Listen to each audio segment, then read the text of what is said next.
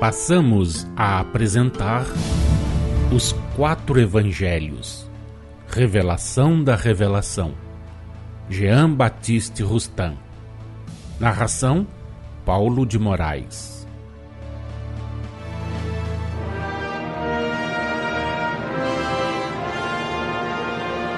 Evangelho de Jesus, segundo João, capítulo 15.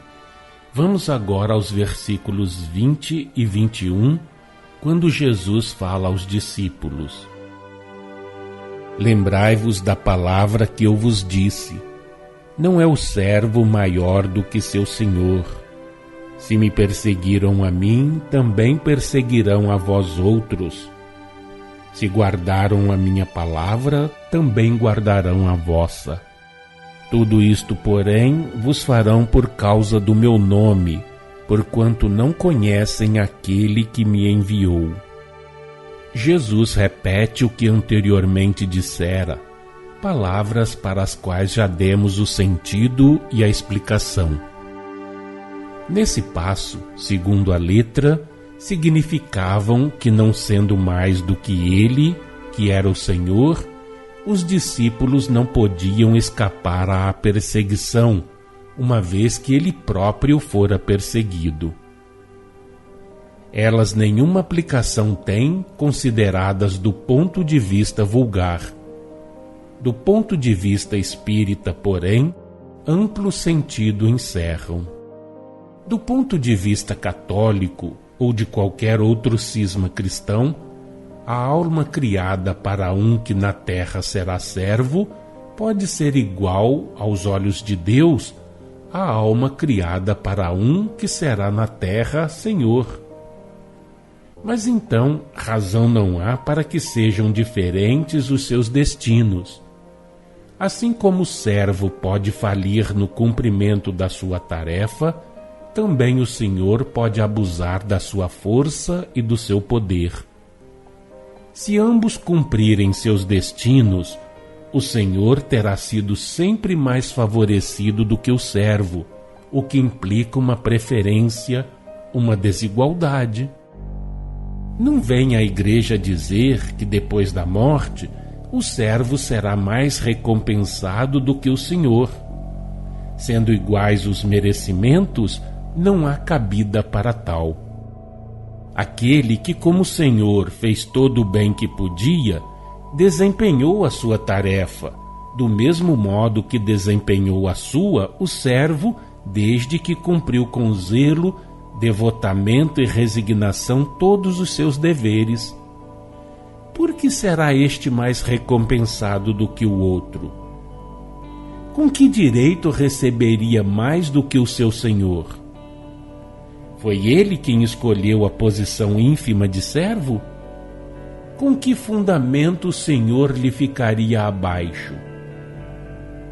Foi ele quem pediu a posição de mando? Responda a isso a Igreja. Como vedes, por qualquer lado que encareis a questão, se puserdes de parte, ou seja, de lado a reencarnação, remuneradora do passado e agente de progresso para o futuro, caireis inevitavelmente no arbitrário com relação aos destinos e fareis de Deus, que é a justiça perfeita, um poder caprichoso reinando a seu bel prazer. Do ponto de vista espírita, aquele que é servo hoje foi senhor ontem e o será amanhã. Da mesma forma, aquele que é hoje senhor foi servo ontem e o será amanhã. Há, pois, igualdade completa em face da lei da reencarnação, que é, repetimos, remuneração do passado e agente de progresso para o futuro. Não há nem favor nem sorte na desigualdade entre os homens. Essa desigualdade deriva unicamente do modo por que os espíritos cumprem a obrigação de proceder bem. Que este pensamento penetre fundo no coração humano e o Senhor será o amigo, o amparo, o sustentáculo do servo, e o servo será a consolação, o irmão dedicado de seu senhor. Desse modo, sem se subverter à ordem social, nem derramar o sangue humano, para pela violência conseguir-se a realização das doces promessas de liberdade, fraternidade e igualdade feitas por Jesus, ver-se-á reinar na terra a unidade, a liberdade sem limites, a fraternidade sem restrições, o amor universal. Se me perseguiram a mim, diz Jesus, também perseguirão a vós outros. Se guardaram a minha palavra, também guardarão a vossa. Tudo isto, porém, vos farão por causa do meu nome, porque não conhecem aquele que me enviou.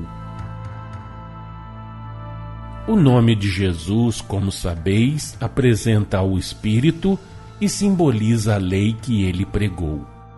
Ora, os que já haviam realizado um certo progresso tinham ou o conhecimento anteriormente adquirido ou a intuição da lei de amor que as palavras do Mestre fizeram que despertasse nas inteligências e nos corações.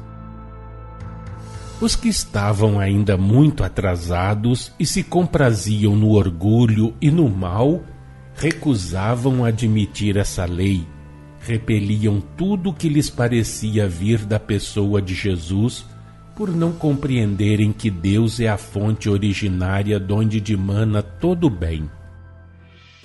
Entre vós, presentemente, não se dá o mesmo? Não tendes ainda aí, nas igrejas e seitas ortodoxas, egoístas e intolerantes, os filhos de Abraão, a se dizerem únicos herdeiros do reino de Deus, não vendo, entretanto, no Pai, senão um Deus vingativo, cioso e exclusivista no seu amor? Os homens não conheciam, e poucos ainda conhecem aquele que enviou o seu Messias ao mundo para regenerar a humanidade.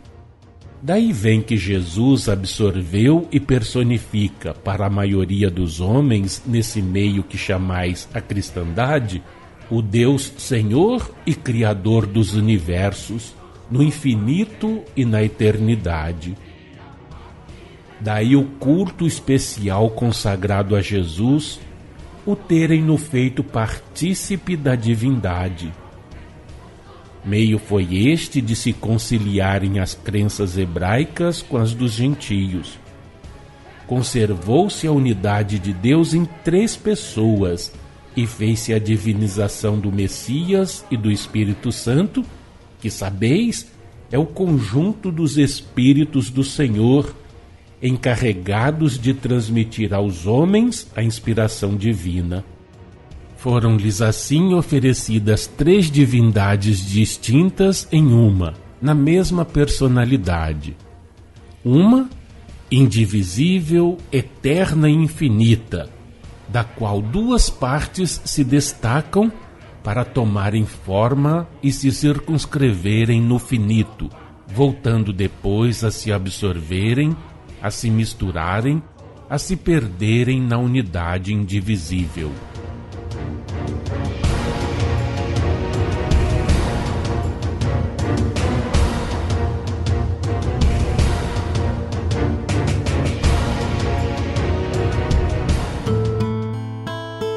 Acompanhe no próximo programa mais um trecho de Os 4 Evangelhos, Revelação da Revelação, Jean Baptiste Rustin.